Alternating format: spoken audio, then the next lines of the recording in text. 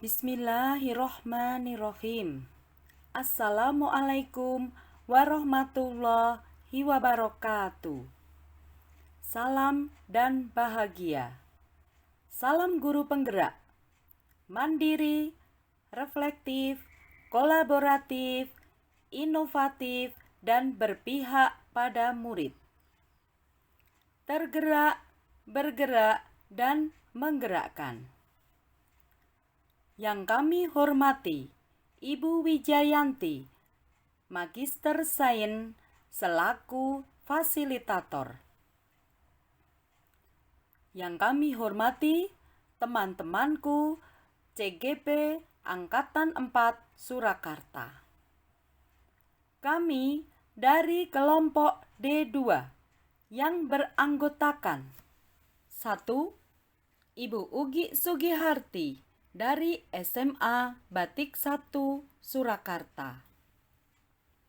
2. Ibu Tri Wijayanti dari SMA ABBS Surakarta.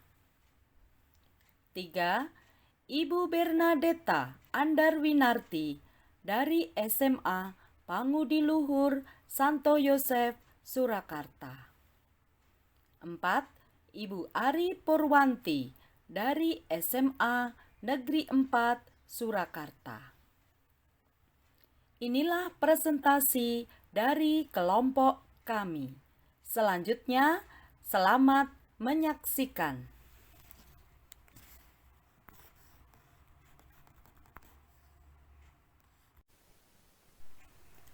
Terima kasih atas waktunya.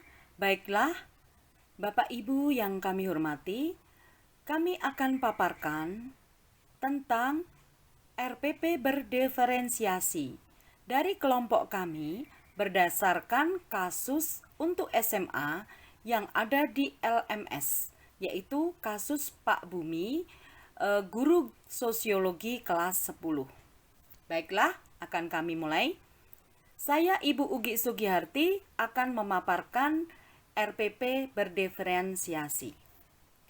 Rencana pelaksanaan pembelajaran moda luar jaringan atau luring, RPP berdiferensiasi.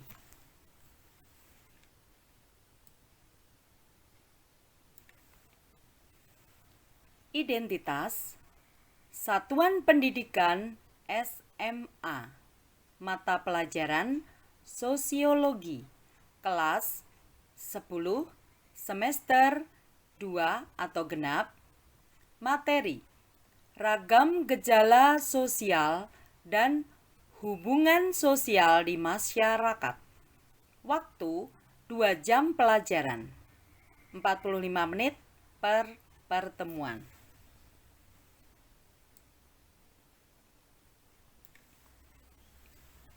Kompetensi dasar 3.4 Memahami ragam gejala sosial dan hubungan sosial di masyarakat. 4.4 Melakukan penelitian sederhana mengenali ragam sosial dan hubungan sosial di masyarakat.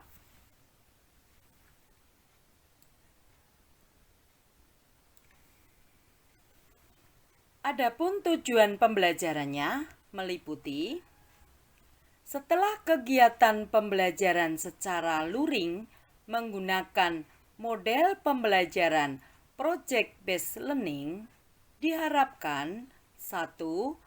Murid dapat mendefinisikan ragam gejala sosial dan hubungan sosial di masyarakat.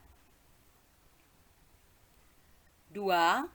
Murid dapat mengidentifikasi ragam gejala sosial dan hubungan sosial di masyarakat. 3. Murid dapat melakukan penelitian sederhana mengenali ragam sosial dan hubungan sosial di masyarakat melalui pengamatan, diskusi, tanya jawab, dan kajian pustaka dengan teliti, tanggung jawab, mandiri, dan benar.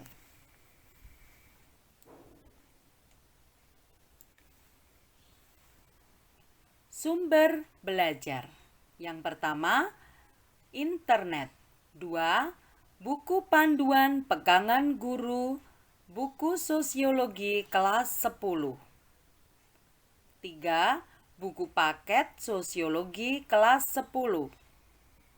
4. Unit kegiatan belajar mandiri sosiologi. Assalamualaikum warahmatullahi wabarakatuh. Saya Triwijayanti dari SMA ABBS Surakarta. Saya akan menyampaikan kegiatan pembelajaran terkait dengan permasalahan dari yang sudah disampaikan oleh Bu Ugi. Kegiatan pembelajaran terbagi menjadi 3 bagian, yaitu kegiatan pendahuluan, kami alokasikan 15 menit, kegiatan inti 50 menit, dan kegiatan penutup 25 menit. Kegiatan pendahuluan meliputi guru memulai dengan kegiatan rutin membuka kelas, salam, berdoa, dan presensi, serta memberikan pesan-pesan harian yang sesuai dengan kehidupan murid. Yang kedua, guru menyampaikan tujuan pembelajaran yang ingin dicapai. Yang ketiga, guru menanyakan materi pembelajaran pada pertemuan sebelumnya tentang konsep ragam gejala sosial dan hubungan sosial di masyarakat. Hal ini untuk mengaitkan materi sekarang dengan materi yang sebelumnya, atau bisa kita sebut juga sebagai apersepsi. Yang keempat, guru menanyakan sejumlah pertanyaan. Murid menjawab untuk pembagian kelompok minat. Jadi guru menanyakan tentang isu-isu yang ada di sosial apa yang murid lebih tertarik untuk mempelajarinya. Yang kelima, berdasarkan jawaban murid, guru membagi menjadi kelompok-kelompok penelitian sederhana ragam gejala sosial berdasarkan isu yang diminati, yaitu isu ekonomi, budaya, lingkungan, dan psikologis. Masuk ke kegiatan kedua, yaitu kegiatan inti dengan alokasi waktu 50 menit. Murid mendengarkan penjelasan guru terkait permasalahan ragam gejala sosial yang berkaitan dengan isu budaya, ekonomi, lingkungan, dan psikologi. Kedua, setiap murid akan berdiskusi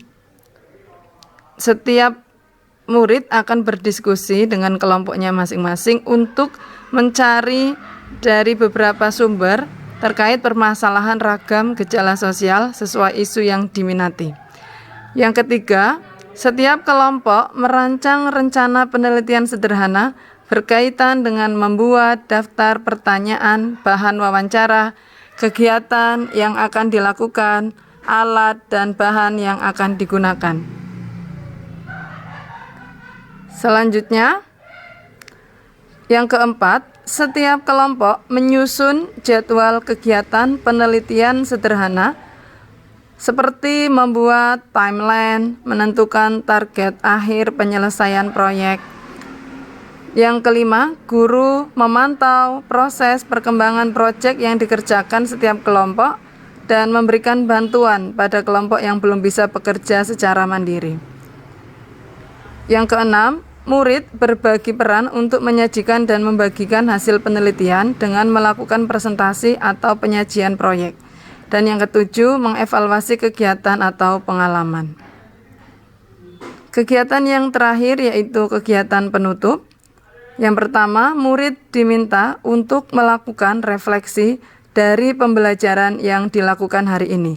Murid diberi pertanyaan pemandu berikut untuk memandu proses refleksi murid. Antara lain, apakah bagian yang paling menarik dari pembelajaran hari ini? Berdasarkan diskusi yang sudah dilakukan, ragam gejala sosial berdasarkan isu masing-masing apakah berdampak pada hubungan sosial masyarakat? Yang ketiga, strategi apa yang bisa dilakukan dalam melakukan penelitian sederhana agar mendapatkan hasil yang valid? Dan yang keempat, tantangan apa yang masih ditemui dalam merancang penelitian sederhana terkait ragam gejala sosial dan hubungan sosial masyarakat? Bagaimana kamu berlatih untuk mengatasi masalah tersebut? Kegiatan selanjutnya setelah refleksi adalah guru memberikan apresiasi atas apa yang sudah dilakukan murid selama pembelajaran. Dan yang terakhir, guru menutup pembelajaran dengan salam dan berdoa. Demikian untuk rangkaian kegiatan pembelajaran pada rancangan pembelajaran berdiferensiasi.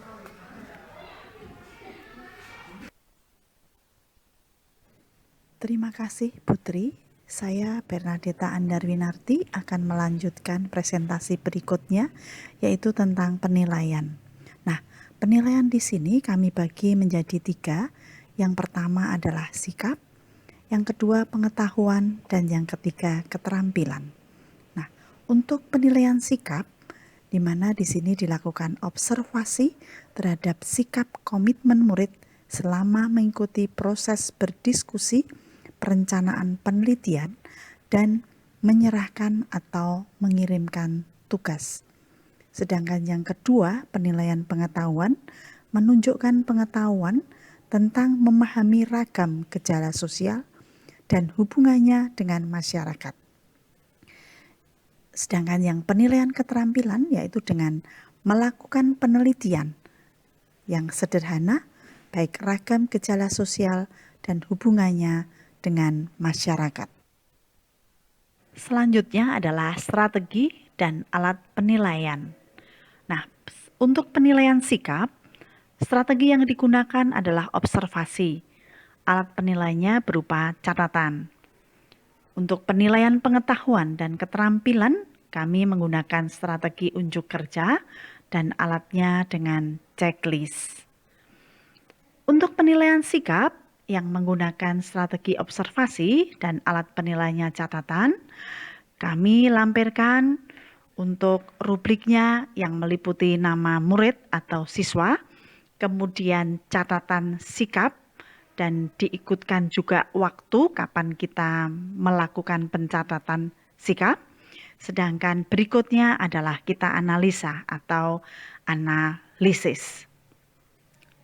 Untuk selanjutnya, untuk penilaian pengetahuan dan keterampilan yang menggunakan strategi unjuk kerja dan alat penilaian checklist, rubriknya yang meliputi indikator, kemudian checklist, dan juga catatan. Di dalam indikator pengetahuan ini, kami berikan contoh diantaranya adalah menunjukkan pengetahuan tentang memahami ragam gejala sosial dan hubungannya dengan masyarakat. Untuk checklistnya apakah tercapai atau sedang berkembang atau baru mulai terlihat. Selanjutnya, keterampilan melakukan penelitian sederhana. Untuk checklistnya apakah sudah tercapai, berkembang, ataukah baru mulai terlihat. Kemudian untuk sistematika laporan juga kami lihat di checklist apakah sudah tercapai atau sedang berkembang atau mulai terlihat. Kreativitas juga demikian di dalam penyajiannya. Nah, untuk berikutnya yaitu kami buatkan jadwal kegiatan pelaksanaan proyek.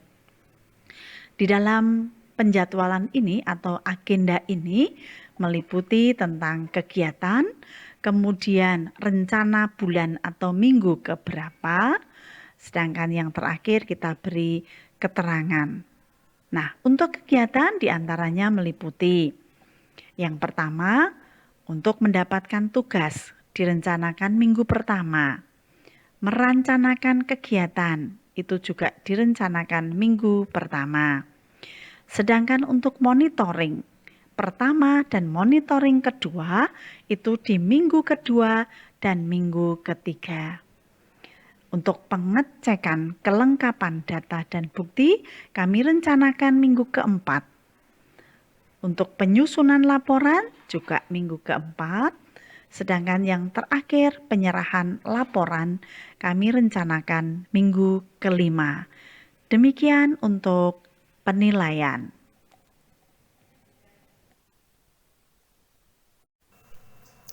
Baiklah, terima kasih Bu Bernadetta. Selanjutnya, penjelasan terkait pembelajaran berdiferensiasi pada RPP.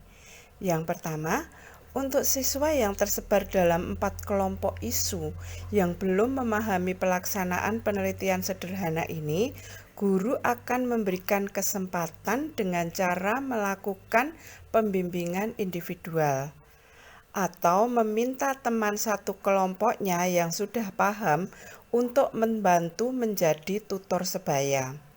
Di sini guru melakukan diferensiasi proses. Yang kedua, sebagai produk pembelajaran, setiap kelompok akan menyajikan hasil penelitian dalam bentuk presentasi ragam gejala sosial berdasarkan isu budaya, ekonomi, lingkungan, dan psikologis. Di sini guru melakukan diferensiasi produk berdasarkan minat murid.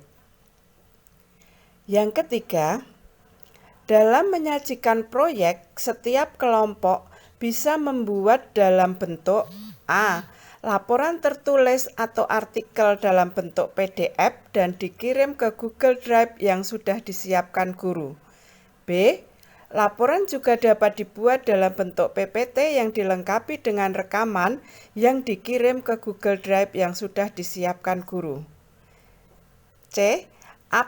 Laporan bisa dibuat dengan mind mapping atau diagram player dikirim ke Google Drive yang sudah disiapkan guru. D. Laporan bisa dibuat dengan video yang diupload di YouTube. Dalam hal ini, guru melakukan diferensiasi konten berdasarkan profil belajar murid.